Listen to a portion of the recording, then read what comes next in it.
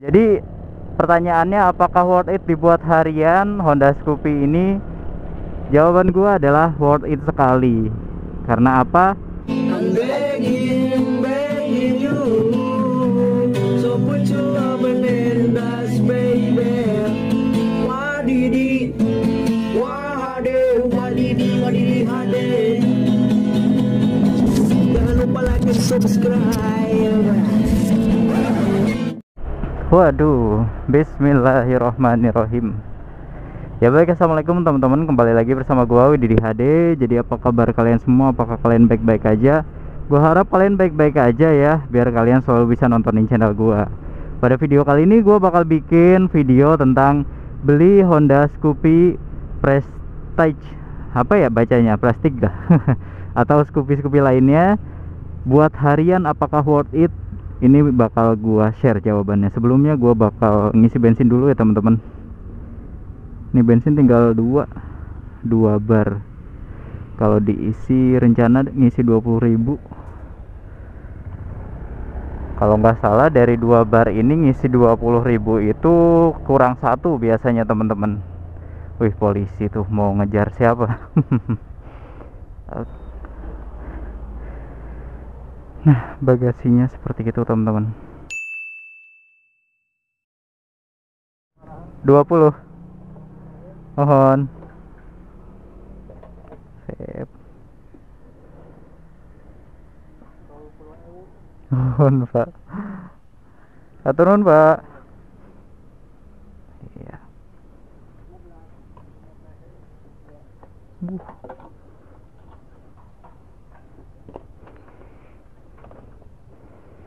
Bismillahirrahmanirrahim.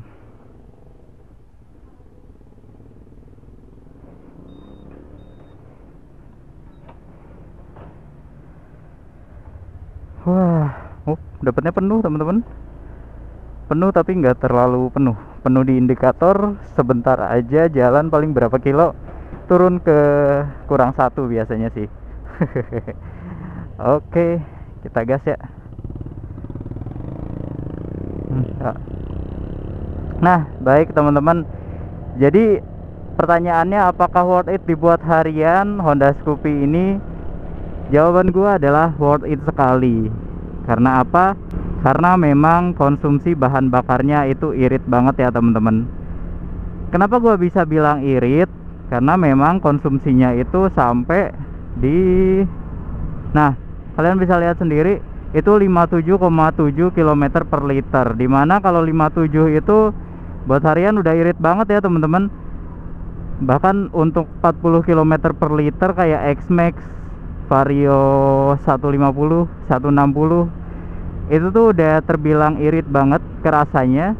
Apalagi kalau misal kalian cuman pakai di kota aja, dalam kota mungkin jaraknya 10-20 kilometeran, itu bakal irit banget. Dan ya paling ngisi 20.000 untuk berapa hari, bahkan sampai 1 minggu bisa gitu.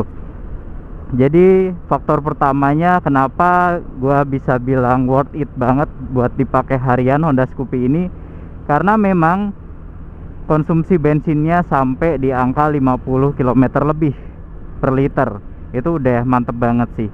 Buat si Scoopy ini, walaupun tadi gua bilang si konsumsi bahan bakarnya itu irit, tapi untuk tangkinya itu kecil, cuman 4,2 liter. Dimana kalau misalnya kalian pakai buat jarak jauh ya, buat jarak jauh itu kerasanya kayak beberapa kali ngisi bensin. Tapi balik lagi, kalau misalnya penggunaan dalam kota aja itu udah gede dan irit banget temen-temen gitu. Dan untuk tenaganya ini itu berapa cc ya, 110 apa 108, gue lupa. Basicnya itu mirip-mirip sama Honda Beat. Jadi untuk mesin Scoopy ini basicnya sama-sama kayak Honda Beat ya teman-teman, dari dulu sih. Kayak Honda Beat karbu sama Honda Scoopy karbu itu mirip-mirip, cuman ada beberapa settingannya yang berbeda gitu.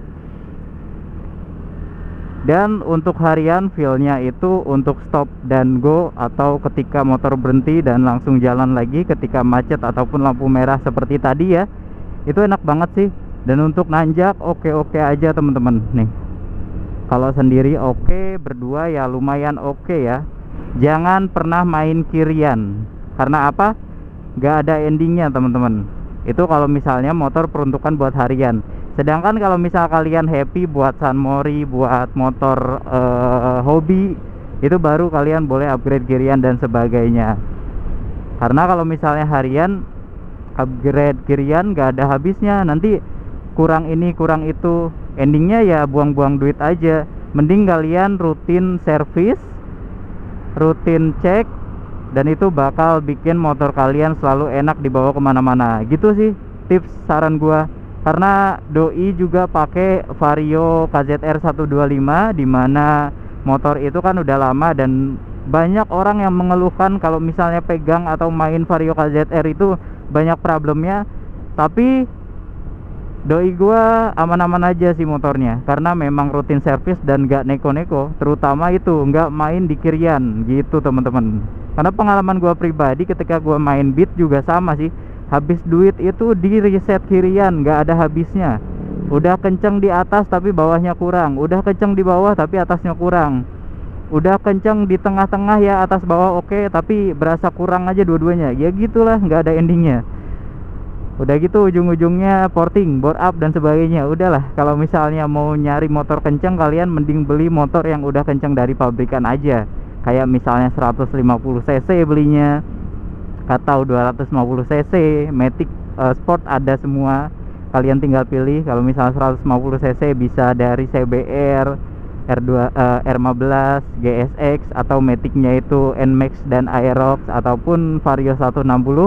Kalau misalnya 250 cc kalian bisa beli yang X-Max ataupun R25 ataupun Ninja dan sebagainya teman-teman gitu.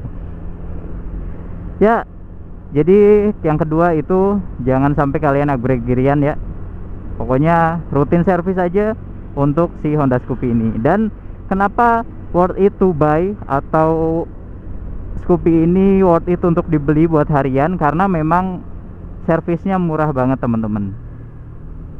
Untuk jarak ganti oli itu 3 bulanan, dan oli itu ya paling kalau misalnya kalian pengen beli yang awet itu harganya cuma 80.000 lah. Itu di Ahas ya. Jadi kalian mending servis aja, servis selama 3 bulan sekali. Cukup ngeluarin 100 sampai 150.000, itu udah cukup banget teman-teman gitu. Toh kalau misalnya spare partnya semuanya masih ori, itu jangka waktunya atau ketahanannya itu awet banget teman-teman gitu. Mau dari fan belt, mau dari roller, mau dari kampas ganda dan sebagainya ya. Cuman kalau misalnya kampas rem dan sebagainya, gua saranin sih kalian mending ganti yang tiap bulan atau tiap 2 bulan ganti, nggak usah beli yang ori. Karena kalau misalnya beli yang ori, cakram ya, rem cakram itu kampasnya biasanya si cakram yang habis teman-teman. Sedangkan kalau misalnya beli yang biasa-biasa aja ya pakem-pakem juga, tapi yang habis itu kampasnya bukan si cakramnya. Gitu sih menurut gua ya, saran dari gua itu seperti itu. Nah, kelebihan dari Honda Scoopy Prestige ini itu yang pertama, speedometer udah LED ya. Speedometer udah digital di barnya, di yang kotak ini. Tapi untuk kilometernya atau odometernya itu masih menggunakan jarum ya. Dimana gua suka sih yang kayak gini, ada perpaduan antara digital dan jarum teman-teman. Bagus aja kelihatannya. Terus dari Honda Scoopy yang tahun 2021 yang gue pegang ini backlightnya itu udah putih ya teman-teman. Jadi kalau misalnya malam itu udah keren banget gitu. Putih atau apalah, pokoknya bukan kuning ya. Kalau kuning kan kerasanya kayak motor-motor jadul gitu teman-teman.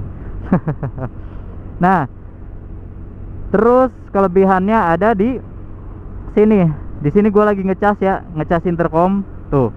Jadi kalau misalnya kalian lagi perjalanan jauh, nggak usah khawatir. Kalian bisa ngecas, bisa mudik sambil ngecas HP di sini. Dan untuk si suhunya nggak bikin panas HP ya.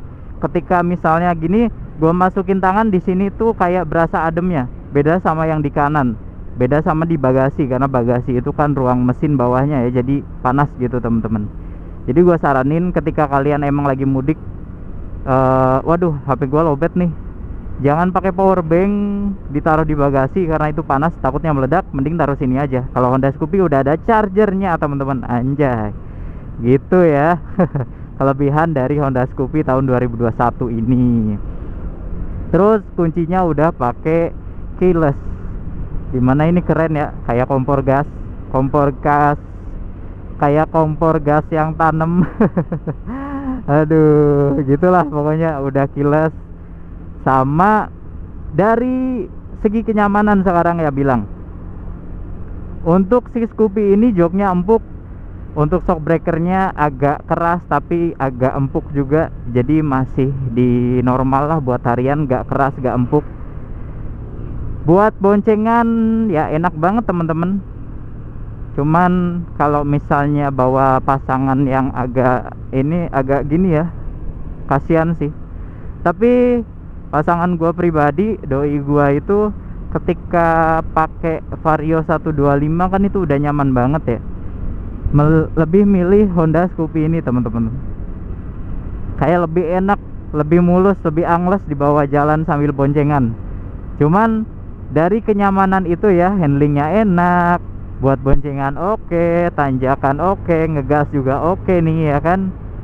Dari kurangnya itu dikarenakan Honda Scoopy ini yang tahun 2021 ini bannya gede, peleknya 12 dan gede banget seginilah kalau gak salah ya. Gimana lupa gue. Bannya tuh kayak ban angkong, kalau kalian tahu. Angkong itu yang buat dorongan apa namanya? Kalau misalnya lagi ada bangunan itu kan, bawa-bawa material atau bekas material yang udah hancur itu pakai angkong. Nah, itu sebutannya. Bannya itu kayak gitu. Sebenarnya bagus ya. Jadi kalau misalnya jalan jelek itu lebih gak berasa kalau bannya gede. Sayangnya karena bannya gede tapi diameternya kecil, ketika kita jalan lewatin yang jalan-jalan apa namanya ini, jalan-jalan tambalan atau lewatin garis marka teman-teman, itu biasanya kayak yang bos armnya udah aus, jadi kayak gini goyal-goyal gitulah. Karena emang bannya gede, jadi menyesuaikan nih. Tuh kan, berasa banget kayak yang bos armnya udah rusak, padahal masih bagus teman-teman. Kerasanya begitu sih. Dan dari teman-teman gua yang udah pernah pakai Honda Scoopy yang bannya angkong atau ban donat, kerasanya di situ nggak enaknya. Tapi ketika kalian nemuin jalanan mulus ya enak-enak aja, dibawa boncengan dan sebagainya tuh enak aja. Cuman nggak enaknya kayak gitu sih. Kalau misalnya jalan udah jelek, banyak tambalan dan banyak ya kayak gini lah, gak rata ya, itu kerasa geol-geolnya teman-teman. Gitu. Apalagi ya. Nah, kenapa Honda Scoopy ini bisa worth it buat harian? Itu ditambah si bagasinya sekitaran 15,4 liter. Itu gede banget ya.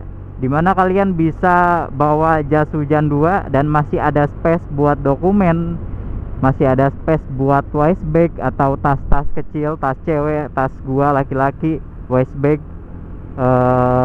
tas lempang ya kan, dan sebagainya, kayak sepatu masih masuk ya. Pokoknya gede banget ya, 15 literan itu gede lah, bagasinya lumayan gede. Dimana sebenarnya gua juga ini kan bawa waist bag ya, bisa dimasukin ke bagasi dan itu masih banyak ruang yang tersisa teman-teman. Jadi ya enak banget sih. Itu salah satunya. Salah satu kenapa alasan Honda Scoopy ini jadi worth to buy. Worth it to buy. Worth it untuk dibeli buat harian gitu teman-teman. Nah, kurang lebih seperti itu ya. Dan kalau misalnya kalian ada pertanyaan mengenai Honda Scoopy ini, kalian bisa komen di kolom komentar ya. Barangkali kalian lagi bimbang mau beli apa enggak nih Honda Scoopy, atau kepincut Honda Vario dan sebagainya. Ya itu sebetulnya worth it atau enggaknya balik lagi ke diri kalian masing-masing. Di sini gua cuman ngasih referensi. Kosong, Pak. Di sini gua cuman ngasih referensi dikarenakan setiap orang itu memiliki kebutuhan yang berbeda dan memiliki kemampuan yang berbeda. Dimana kalau misalnya gua bilang mungkin Honda Scoopy ini worth it untuk dibeli. Mungkin untuk beberapa sebagian orang itu nggak worth it, mungkin lebih worth it yang kayak Honda PCX dan sebagainya gitu teman-teman. Kurang lebihnya untuk kekurangan dan kelebihan motor ini seperti itu. Kalau misalnya ada pertanyaan lain, kalian bisa cantumkan di kolom komentar, nanti gua jawab. Mungkin gitu aja untuk video gua kali ini. Like jika kalian suka dengan video ini, dan dislike jika kalian gak suka. Terima kasih banyak ya buat yang udah nonton. Salam dari gua Widi DHD, pamit undur diri. Sekali lagi thanks and God bless you. Barakallahu fikum. Wassalamualaikum warahmatullahi wabarakatuh. Bye bye. See you on the next video.